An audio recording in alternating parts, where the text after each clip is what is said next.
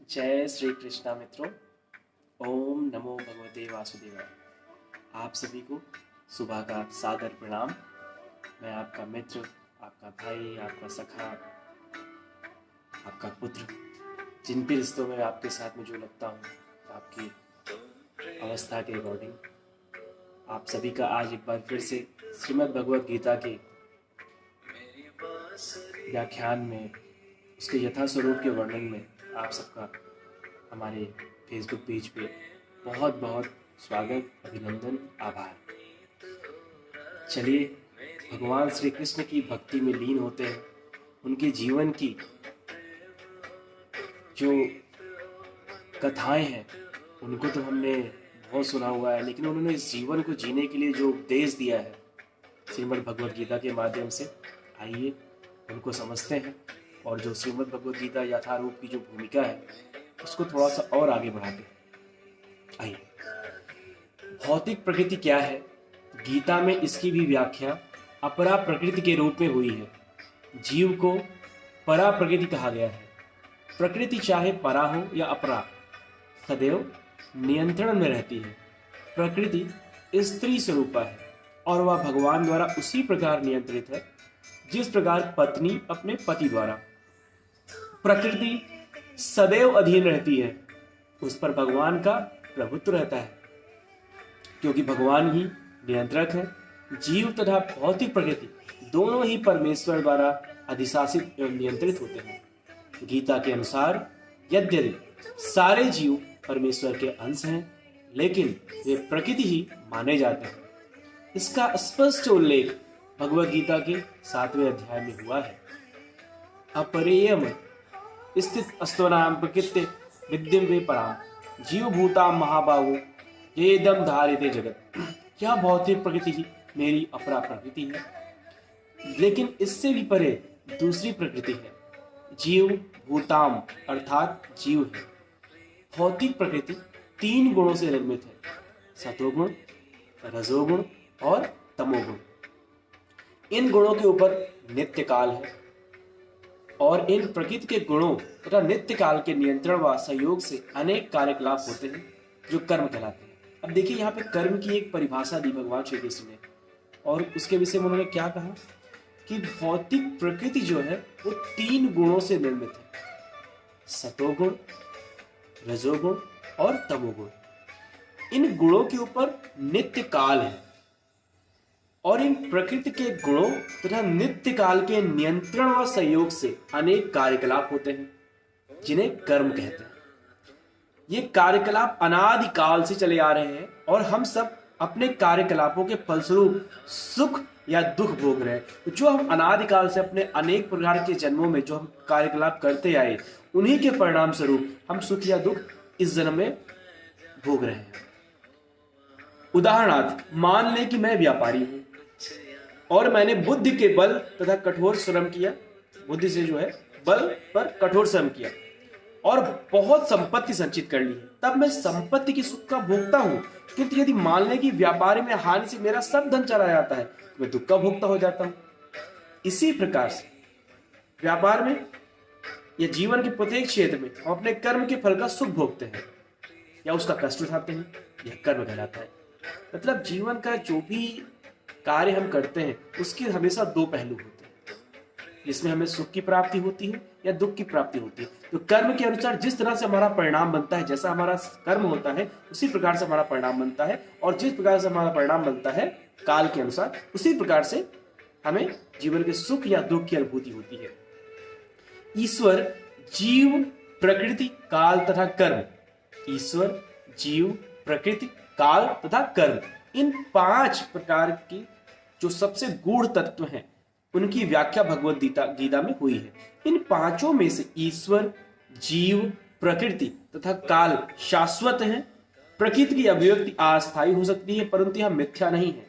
कोई दार्शनिक कहते हैं कि प्रकृति की अभिव्यक्ति मिथ्या है, लेकिन भगवद गीता या वैष्णवों के दर्शन के अनुसार ऐसा नहीं है।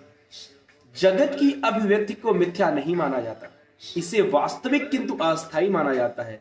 यह उस बादल के सदृश है जो आकाश में घूमता रहता है, या वर्षा ऋतु के आगमन के समान जो अन्न का पोषण करती है। ज्यों ही वर्षा ऋतु समाप्त होती है और बादल चले जाते हैं, त्यों ही वर्षा द्वारा पोषित सारी फसल सूख जाती है। इसी प्रकार यह भौतिक अभिव्यक्ति एक निश्चित अंतराल में होती है, कुछ काल तक ठहरती है और फिर लुप्त हो जाती है। प्रकृति इस रूप में कार्यशील है, लेकिन यह चक्र निरंतर चलता रहता है।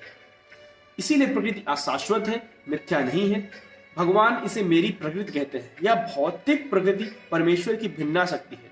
इस प्रकार जीव भी परमेश्वर की शक्ति है, किंतु वे विलग नहीं, अपितु भगवान से नित्य संबंध है। इस तरह भगवान, जीव, प्रकृति तथा काल ये सब परस्पर संबंधित है और सभी शाश्वत है, लेकिन दूसरी वस्तु कर्म शाश्वत नहीं है। कर्म के प्रभाव अत्यंत पुरातन हो सकते हैं। बहुत पहले किसी जन्म में हमने कोई कर्म किया हो तो उसका प्रभाव हमें इस जन्म में पड़ रहा हो। हम अनादि काल से अपने शुभ अशुभ कर्म फलों को भोग रहे हैं, किंतु साथ ही हम अपने कर्मों के फल को भी बदल सकते हैं। ऐसा नहीं कि हमने पूरे जन्म में जो कर्म किया उसका फल हमें चाहे इस जन्म में बदला जा सकता है। वो सब आगे आपको बताया जाएगा कैसे बदला जाता है। किंतु साथ ही हम अपने कर्म के फल को भी बदल सकते हैं और यह परिवर्तन हमारे ज्ञान की पूर्णता पर निर्भर करता है। हम एक प्रकार के कर्मों में व्यस्त रहते हैं। निसंदेह हम यह नहीं जानते कि किस प्रकार के कर्म करने से हम कर्म फल से राहत प्राप्त कर सकते हैं। यहाँ कहा गया कि हम चूंकि बहुत सारे कर्मों में व्यस्त रहते हैं, इसलिए हमें इसका ज्ञान ही नहीं हो पाता है कि हम किस प्रकार का कर्म करें जिससे हम कर्म फलों के बंधन से मुक्त हो जाए। लेकिन भगवत गीता में इसका वर्णन भी हुआ है। ईश्वर अर्थात परम ईश्वर की स्थिति परम चेतना स्वरूप है। जीव भी ईश्वर के अंश होने के कारण चेतन है। जीव तथा भौतिक प्रकृति दोनों को प्रकृति बताया जाता है, अर्थात वे परमेश्वर की शक्ति है, किंतु इन दोनों में से केवल जीव चेतन है, दूसरी प्रकृति चेतन नहीं है। यही अंतर है। इसीलिए जीव प्रकृति परा या उत्कृष्ट कहलाती है, क्योंकि जीव भगवान जैसी चेतना से युक्त है, लेकिन भगवान की चेतना परम है। और किसी को यह नहीं कहना चाहिए कि जीव भी परम चेतन है। जीव कभी भी, यहाँ तक कि अपनी सिद्ध अवस्था में भी परम चेतन नहीं हो सकता, और यह सिद्धांत भ्रामक है। और जीव परम चेतन हो सकता है, यह चेतन तो हो सकता है लेकिन पूर्ण या परम चेतन नहीं। यहाँ पे यह बताया गया है कि जो ईश्वर है वो चेतन है, किंतु जीव जो है वो चेतन नहीं है। यही एक अंतर है ईश्वर और जीव के बीच में। ईश्वर पे ही जीव आसक्त होता है, उसी के अंश से वो सब कुछ अपना संबंध करके अपना आगे जीवन जीता है। आगे बताया गया है जीव तथा ईश्वर का अंतर भगवत गीता के 13वें अध्याय में बताया जाएगा।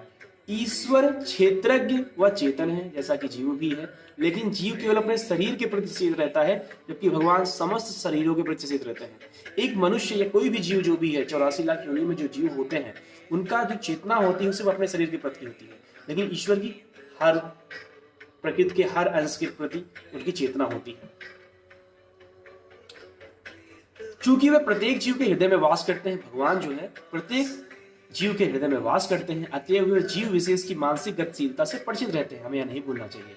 यह भी बताया गया है कि परमात्मा प्रत्येक जीव के हृदय में ईश्वर या नियंता के रूप में वास कर रहे हैं, और जैसा जीव चाहता है वैसा करने के लिए जीव को निर्देशित करते रहते हैं। जीव भूल जाता है कि उसे क्या करना है। पहले तो यह किसी एक विधि से कर्म करने का संकल्प करता है, लेकिन फिर वह अपने ही कर्म की क्रियाओं और प्रतिक्रियाओं में उलझ जाता है। एक प्रकार का शरीर त्यागने के बाद वह दूसरा शरीर ग्रहण करता है। जिस प्रकार हम वस्त्र उतारते तथा पहनते रहते हैं, उसी प्रकार जब आत्मा देहांतरण कर जाता है, अतः उसे अपने विगत कर्मों का फल भोगना पड़ता है। ये कार्यकलाप तभी बदल सकते हैं जब जीव सतोगुण में स्थित हो और यह समझे कि उसे कौन से कर्म करने चाहिए। यदि वह ऐसा करता है तो उसे विगत कर्मों के सारे फल बदल जाते हैं। फलस्वरूप कर्म शाश्वत नहीं है। इसीलिए हमने यह कहा है कि पांचों ईश्वर, जीव, प्रकृति, काल तथा कर्म में से 4 शाश्वत है, कर्म शाश्वत नहीं है। ये बहुत महत्वपूर्ण बात इस आज की भूमिका में हमने आपको बताई। इसके अगली वीडियो में इसको थोड़ा सा हम और आपको बहुत अच्छे से समझाने का प्रयास करेंगे। तब तक के लिए जय श्री कृष्ण।